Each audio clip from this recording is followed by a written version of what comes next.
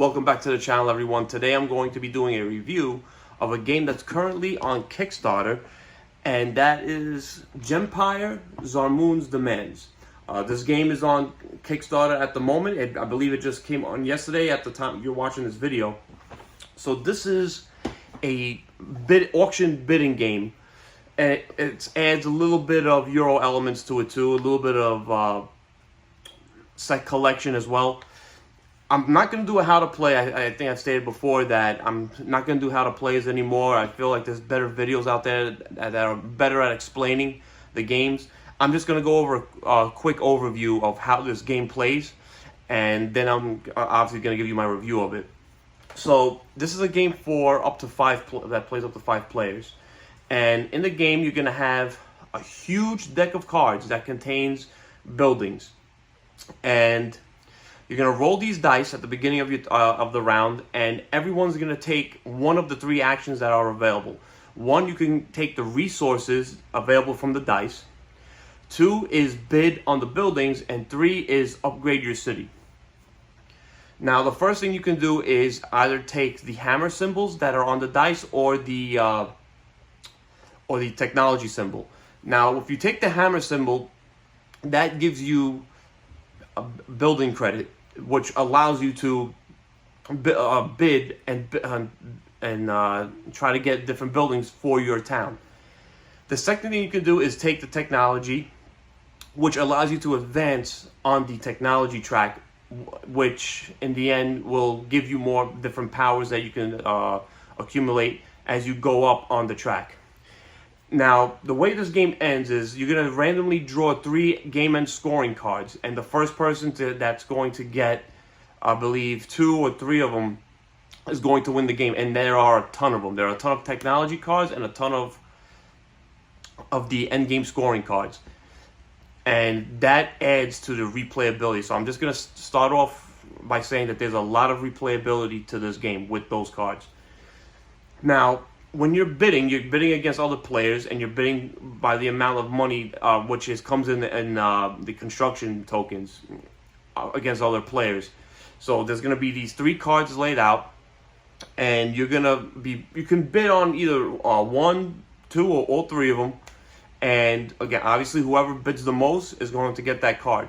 Now, there's going to be 3 different colors on these cards, and so there's going to be purple, yellow, and there's green. Green is going to be your population. Gold is yellow is going to be your gold, obviously your money, and purple is going to be your culture.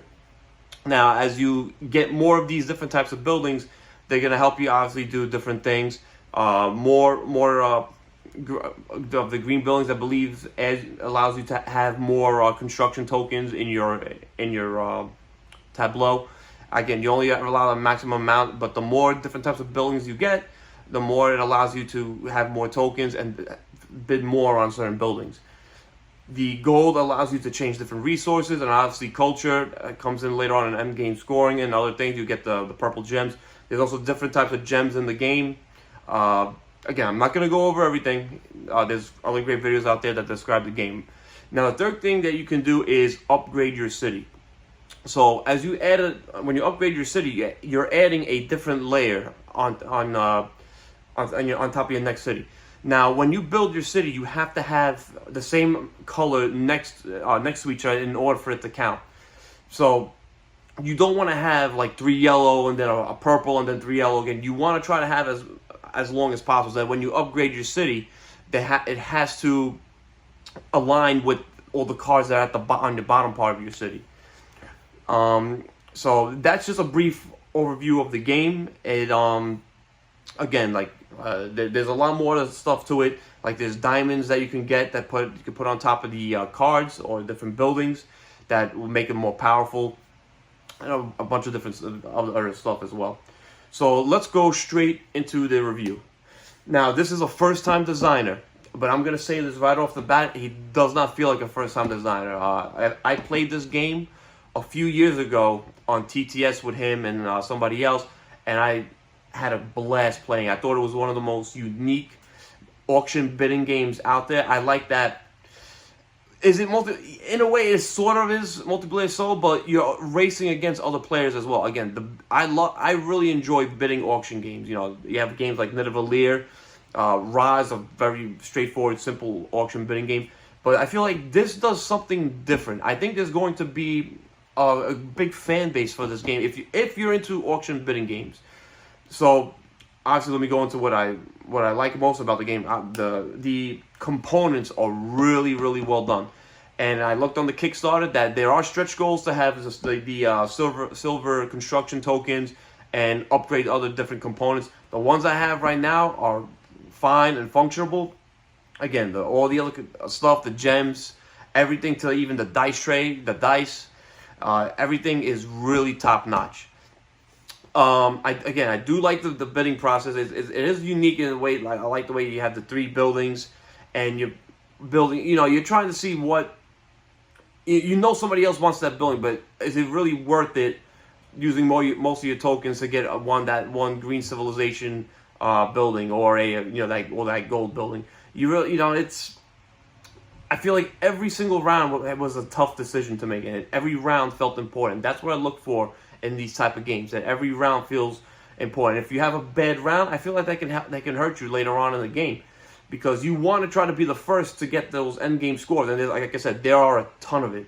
And obviously, what I've said before, there's a lot of replayability in this game, which is a big plus for me, because if I'm gonna pay between $60 to $100 on a game, and after 3-4 plays, I'm tired of it. What's the point?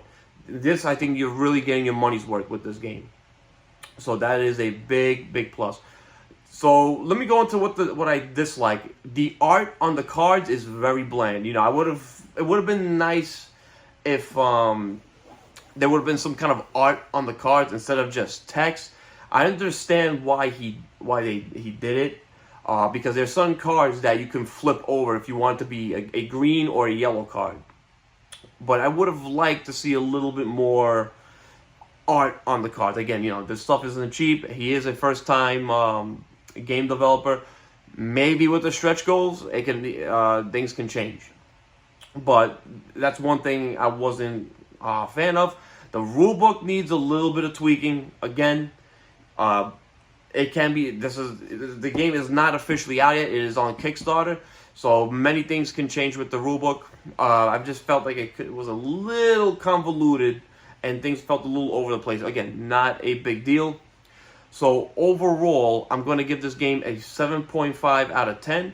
It is a good game, and that is coming from somebody who's into area control, combat games.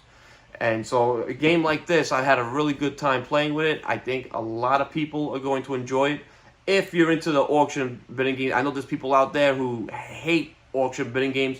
I don't think this is gonna be for you if you don't like auction bidding games. If you do like set collection, I think there's gonna be a neat twist with this. I think you'll be into this game as well. So yeah, I'm gonna leave a link to the Kickstarter in the comment section. If you have any questions, feel free to ask. I'm always available. But yeah, that's going to do it. A 7.5 out of 10. This is a really good game, and I'm happy to have it in my collection. I think it's gonna be it's gonna be a keeper for a while. But yeah, that's gonna do it for today, guys. Thanks for watching. Please like and subscribe. Until next time, keep playing.